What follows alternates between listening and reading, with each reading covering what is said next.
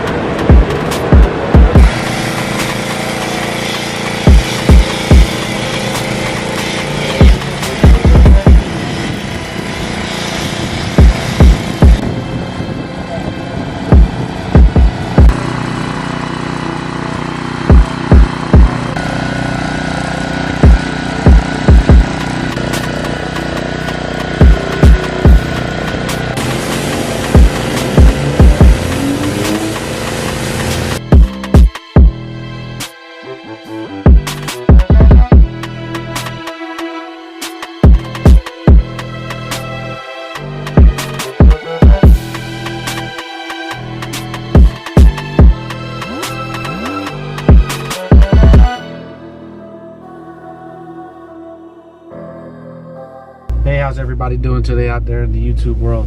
So yeah, we got this E63 client that came in today.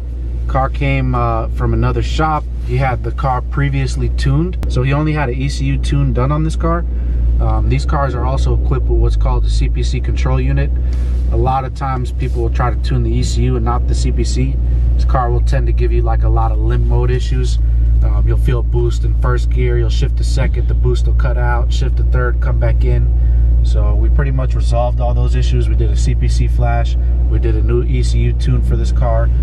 We did some street pulls earlier, felt awesome on the streets, no issues. Now we're getting it here on the dyno, trying to get it on the rollers. I usually get it on the first hump, but I guess I'm being camera shy today. And now the rollers didn't hold the brakes, so it rolled back off. So let's bounce back up on these dyno rollers.